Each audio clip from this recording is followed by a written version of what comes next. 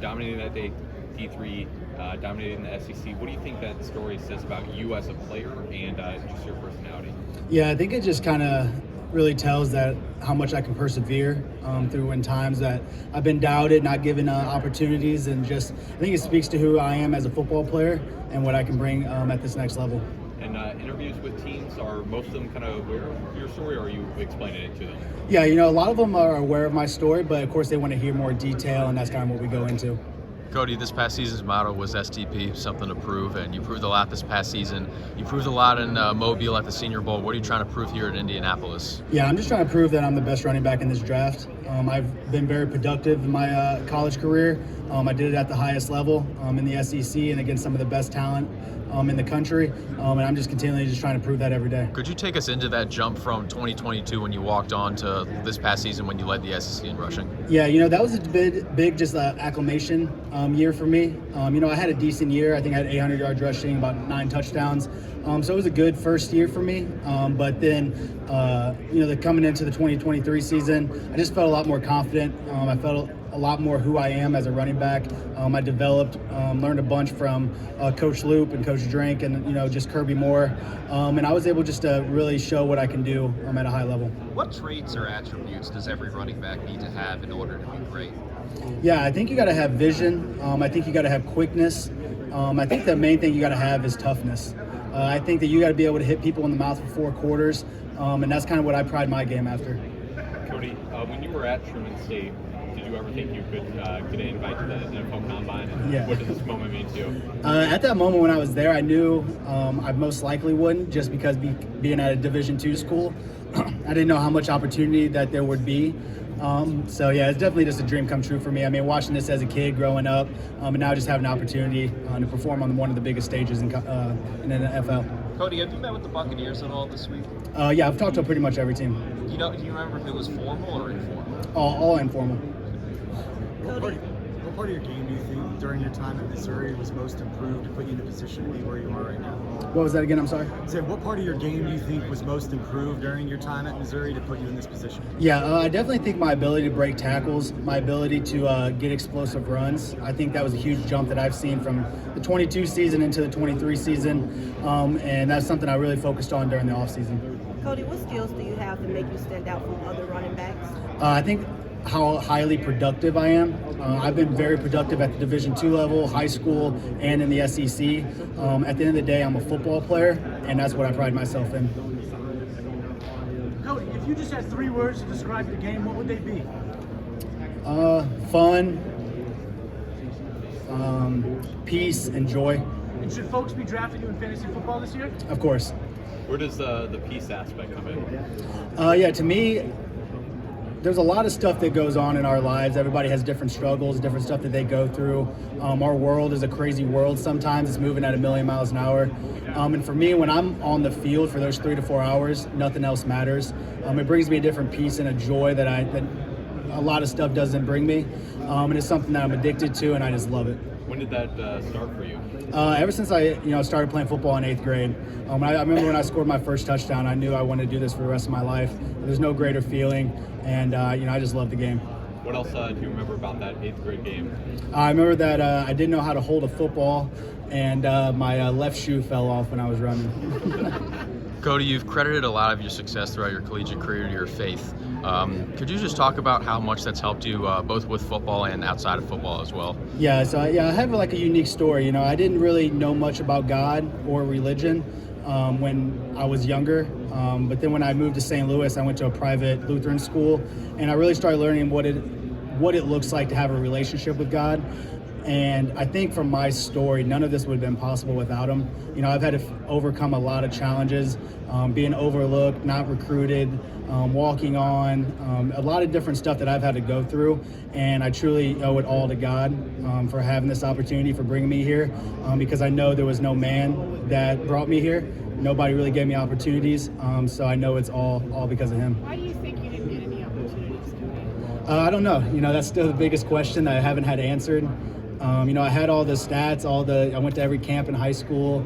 I had rushed for like 6,900 yards, 100 touchdowns. So I did everything that I thought I could do, but sometimes it just doesn't work out that way. How humbling was it to watch Very humbling. Because I remember, they came to me in high school and, came in and then from the stories that I've heard, they saw me and then walked out the building from different coaches that were there. And, there's a lot of different, just throughout my recruiting process was kind of the same story. So when I got the chance to walk on, for me, it was personal, just from the aspect of being from St. Louis, growing up in Missouri and playing for my home school. I knew I wanted to be the best Missouri Tiger leaving, and hopefully that's what I did throughout the season. Cody, given how different the perception of Missouri football is from when you came in 2 years ago to now, what does it mean to be one of the guys who brought around the tournament? Yeah, man, it's special. I know the senior class. I think we have 7 to 8 guys here representing. So that just speaks volumes from the guys that we brought in, that Coach Drink recruited to help change the culture. We had a bunch of strong leaders, and it took all of us. And I think that's why we had nobody opt out of the bowl game. It was personal to us, and that place meant something special to us. The city of Columbia meant something to us, and our main goal was to restore the brotherhood, bring winning back to the city of Columbia, and that's what we did this past season. So what are you hearing from these people you're meeting, these teams you're meeting with this week? Do people question your size? Was that ever part of the issue in you being overlooked? No, there hasn't really been anything that I've been told. So nothing, everything's been pretty positive. You believe you're the best running back here? Yes. Where does this confidence come from? To be a guy who walked on? Yeah, I think it comes from the work that I put in. I don't think anybody can outwork me. I knew my journey was different, so I had to find ways to stand out. I had to find ways just to be the best football player that I can be. And, I proved it, and at every level I've proved it, and so that's where that confidence comes from. What's one way you stand out? Yeah. You said, I'm going to do this and make myself seen. I think my production, but I think really it's the toughness and physicality that I play with. I think, my motto is hit people in the mouth for 4 quarters, and either they're going to fold or I'm going to fold, and I'm determined to never fold. Cody, how do you evaluate your ability in the receiving game and then also in pass protection, and how do you think that helps you out as a prospect? Yeah, no, I think I'm great at pass protection. If you go back and watch the tape, I think every blitz pickup opportunity I had, I picked up. I remember we played Middle Tennessee. I had 12 opportunities and blocked them all. So I'm very comfortable with pass protection. I'm not scared of it. I love to do it. I love hitting people. So I think that's one of my strengths in my game. Pass catching, every time I've been throwing the ball, I catch it. I wasn't asked to do much of that at Mizzou just because we had so many weapons. But anytime Brady Cook threw me the ball, I don't think you guys ever seen me drop it. And at the Senior Bowl, I proved that I can catch as well. Cody, have you set any goals for yourself ahead of tomorrow, such as a certain time for the 40-yard dash? No goals. I just go out there and compete. You can't control it. You just got to believe in the work that you've put in. And my mindset is go out there and compete like we're playing in the Cotton Bowl again. Cody, how do you think you improved the most from year 1 to year 2? What'd you say? I'm sorry. How do you think you improved the most from year 1 to year 2 at Mizzou? I think I definitely developed more as a physical runner, breaking tackles, getting explosive runs that I struggled with in 22. And that was just from the jump of playing Division II to playing in the SEC. It was a big difference. And, it took me a little bit to get acclimated. Cody, a lot was made this past season of how successful you all were running outside zone. Yeah. Could you just take me into what you are trying to see as a running back with outside zone and how you all were able to run it so effectively this year? Yeah, so we're basically always reading. My aiming point on outside zone is butt crack of the ghost tight end. So if there's no tight end to it, you want to get your shoulders and eyes to the end. You're reading the tackle block. You're reading that 5 technique. If he jumps outside, you're most looking for the cutback. But if he stays kind of inside and we can get him reached, you want to circle the defense and get outside. But when you're running behind Javon Foster and Xavier Delgado on the left side, they cleaned up stuff pretty well for me. Favorite college moment? Definitely winning the Cotton Bowl. With the wide zone blocking, how much did Brent Norfleet help out this year with that, and kind of how rare is that, do you think, to see a freshman tight end who could block as well as he could? Yeah, not just this upcoming year, but what he was able to do for us this past season was outstanding. His ability to just put his nose in there and hit every single play, because we asked him to do a lot of that, out of a lot of different variations.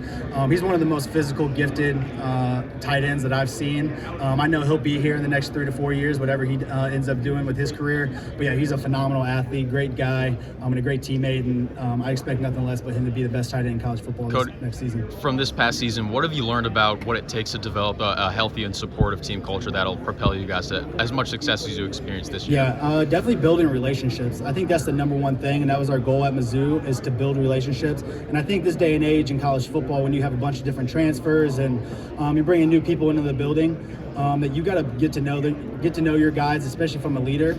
You have to be able to know them guys off the field, what makes them go, what makes them tick. And I think that's what we did great this year, and that's why we were able to have the success that we had. Cody, Darius Robinson was obviously a big part of that.